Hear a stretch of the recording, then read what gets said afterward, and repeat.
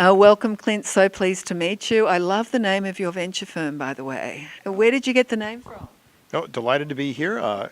Ulu is a Hawaiian word. It means to grow and inspire. Very cool, very cool. I just like the sound of it. It sounded tropical or What is tropical? full of adventure. It's so unusual for a venture firm. Yeah, it's a great name. Tell me what your passion is as an investor and like what is sort of startups that you get involved in investing? Well, so I'd say high level, I love that 1 hour meeting with the entrepreneurs where it feels like these entrepreneurs have spent years and sometimes decades coming up with this new way that the world could be. And they boil it all down to this 1 hour. And I get to be the beneficiary of this 1 hour experience. So just that is all the energy the entrepreneurs bring to this idea and how big the ideas can be for how to envision a different world. So that's high level what I love the most. Okay. And along those lines, entrepreneurs that really speak to me are ones that don't fit into standard categories. So, if there's like another social or cloud or that sort of thing, I mean, that's good. Matter of fact, most of our investments fit into those categories.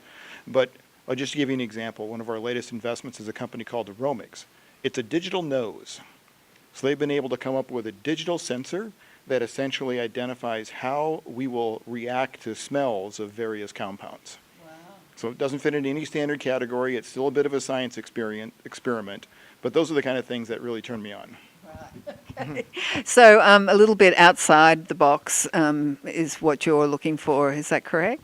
Yeah, I mean, so I'd say most of our investments are, I would call it in the box. So it's enterprise cloud, it's SaaS companies, big data, that sort of thing. But the ones that push the edges of the box or are completely outside the box, those are the ones that I find really exciting.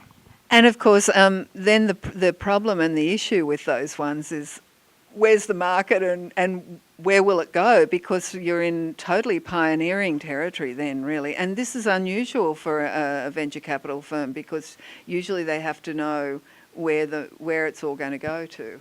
Yeah, well, we don't. We go through an exercise with our entrepreneurs to help them understand and quantify the market. So we don't expect entrepreneurs to come. I mean, we expect entrepreneurs to come and say and paint a big picture. But in terms of being able to have like a total addressable market size that is bulletproof and that sort of thing, that's not what we expect. Oh, okay. Matter of fact, we've got a collaborative exercise where we literally sit in a room with the entrepreneurs and we've got a process we take them through to come up with a picture of their core market, the pricing model, the competitors, adjacent markets, how all this stuff changes over time. And we view really this whole process of partnering with an entrepreneur to be just that, a partnership. And we tell our entrepreneurs, how you experience this in the due diligence process is how you're going to experience this once we make an investment. Fantastic. And it sounds like it would be extremely exciting what you're doing, particularly the kind of startups and entrepreneurs that come to pitch to you, correct? Oh, exactly. A lot of times we have folks come to us with a big idea, but there's 12 different marketplaces where this could show up in. And a lot of times it's completely undefined and so forth. So then it's really a matter of, well, how can we together figure out what the opportunity is here? Really exciting. So I'm originally Australian. You mightn't tell from my accent because I've lived in Ireland and the UK and here. But we're renowned as pioneers because our country, everything in our country wants to kill us. And and we're only a very small population.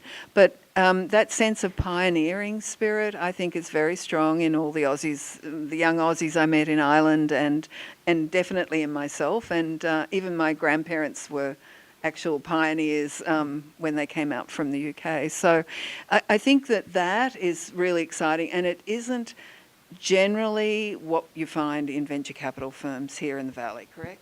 Yeah, and I think it's frankly a function of a lot of venture capitalists, their strategy. So a typical venture capital firm, a partner will make 1 or 2 investments a year and they'll sit on their boards. And so it's a very, very high bar for someone to make an investment.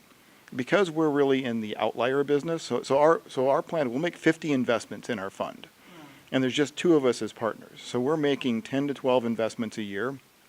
And because we make so many investments, we have, if you will, the flexibility to take a flyer, if you will, on really great ideas that maybe don't have a lot of proof yet. Fantastic. So you're really making a difference. Well, we hope so. Look, I think it's going to be a fabulous conversation tonight, and I know Pocket's just arrived, so I'm going to interview her now, and all the way from New York, so we're going to have a bit of a contrast with Silicon Valley and New York. So thanks again, Clint, and looking forward to the chat. Fabulous. Glad to be here.